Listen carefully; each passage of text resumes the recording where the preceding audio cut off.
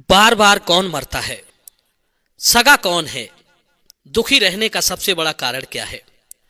दोस्तों, ये प्रश्न किए थे धर्मराज ने धर्मराज युधिष्ठिर से। ये कथा उस समय की है जब द्रौपदी सहित पांचों पांडव हिमालय पर स्वर्गारोहण के लिए गए थे और एक एक करके सभी पांडवों ने अपना शरीर त्याग दिया था। सबसे पहले द्रौपदी ने अपना शरीर त्याग किया। कहते हैं जब पांचों पांडव आगे पीछे चले जा रहे थे तो चलते चलते रास्ते में द्रौपदी वेदम होकर गिर पड़ी। भीम ने धड़ाम की आवाज सुनी तो पूछने लगी, भैया लगता है हम में से कोई गिर गया, तनिक ठहरो, देखते हैं कौन गिरा है। देखने पर पता चला कि उनकी प्राण प्रिया भार्या द्रौपदी गिर पड़ी है। धर्मराज ने कहा, भीम गिरने वाले को गिर जाने दो, हमारा द्रौपदी से यहीं तक रिश्ता था, पीछे लौटकर मत देखना, दुनिया में कोई सगा नहीं है। इस धर्म मार्ग में मनुष्य को अकेला ही चलना पड़ता है। भीम ने पूछा, भैया द्रौपदी हमारी अपनी है, इसकी खुशी के लिए हमने कौन सा कार्य नहीं किया, लाखों लोगों से युद्ध लड़ा, फिर क्यों उसकी पीड़ा तुम्हें दिखाई नहीं देती? तब धर्मराज ने बताया, हे भीम, मनुष्य का अंत उसके सारे गुनाहों की याद दिला देता है। द्रौपदी ने हम पांचों में सदैव भेदभाव किया है, ये कभी अपने पांचों पतियों में समान भाव से अनुरक्त नहीं रही है। ये हम पांचों में सबसे ज्यादा अर्जुन से प्रेम करती थी, इसी पाप के कारण इसका पतन हुआ है। द्रौपदी को वहीं छोड़कर पांडव आगे के लिए बढ़ गए। दूसरी बार गिरने की फिर आवाज हुई। इस बार सहदेव जी गिरे थे। भीम ने पूछा, भैया सहदेव हमारा अनुज बेदम होकर गिर गया है, तनिक ठहरो, मैं उसे सहारा देकर उठाकर साथ लिए चलता हूं। युधिष्ठिर ने कहा, भीम मैंने कहा ना, अब हमारा कोई सगा नहीं है। धर्म मार्ग में कोई किसी का सहारा नहीं बनता। सहदेव को अपनी बुद्धि का बड़ा अभिमान था, अब उसी बुद्धि से वो सहारा मांग ले। इतना कहकर वे सहदेव को छोड़कर आगे बढ़ गए। कुछ दूर आगे चलने पर नकुल भी धड़ाम से गिर पड़ा। भीम ने पूछा तो धर्मराज ने बताया कि नकुल को अपने रूप पर बड़ा गुमान था। वो कहता था कि मुझे विधाता ने बहुत सुंदर रूप दिया है, मुझे कोई इसमें हरा नहीं सकता।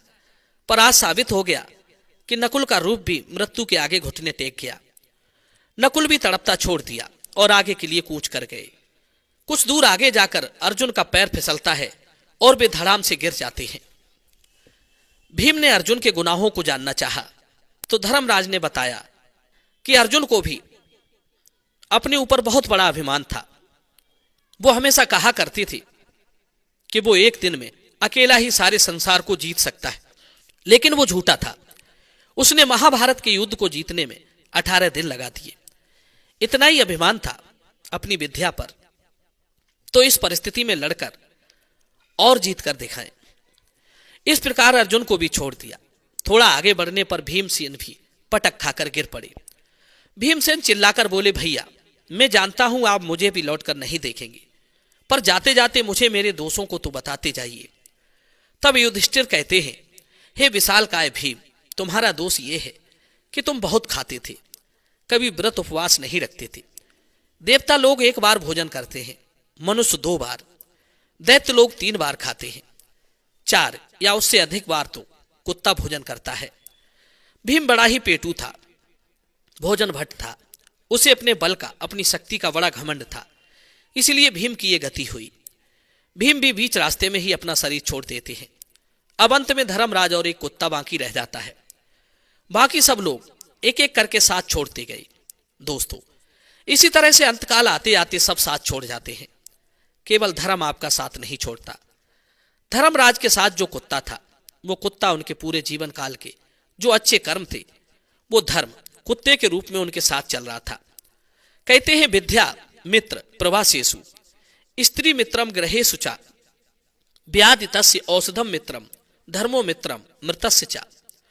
जिस तरह परदेश में रहने वाले की मित्र विद्या होती है, घर में रहने वाले की मित्र स्त्री होती है, जिस तरह रोगी की मित्र दवा होती है, उसी तरह मरने वाले का मित्र धर्म होता है।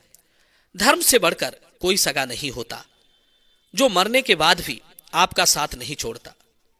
बाकी सारे सगे संबंधी, हितु नातेदार आपका साथ छोड़ जाते हैं। दोस्तों, धर्मराज उस कुत्ते के साथ हिमालय के सर्वोच्च शिखर पर पहुंच गए। चारों तरफ बर्फ ही बर्फ थी। वे अपने कुत्ते के साथ खड़े थे। तभी स्वर्ग से एक विमान आकर उतरा और विमान में बैठे देवदूतों ने कहा, चलिए महाराज, विमान में बैठिए, ये स्वर्ग का विमान तुम्हें लेने के लिए आया है। देवदूतों की बात सुनकर धर्मराज ने कहा, मैं स्वर्ग में तभी जाऊंगा जब मेरा ये कुत्ता मेरे साथ जाएगा। पहले आप कुत्ते को विमान पर चढ़ाइए। देवताओं ने उत्तर दिया कि यह कुत्ता स्वर्ग में नहीं जा सकता, आप विमान पर विराजमान होइए, विमान सिर्फ आपके लिए ही आया है। धर्मराज ने कहा, देवदूतों, कुत्ते के बिना मैं स्वर्ग जाने की इच्छा नहीं रखता। एक एक करके मेरे सगे मेरा साथ छोड़ गए, पर इस कुत्ते ने अभी तक मेरा साथ नहीं छोड़ा है।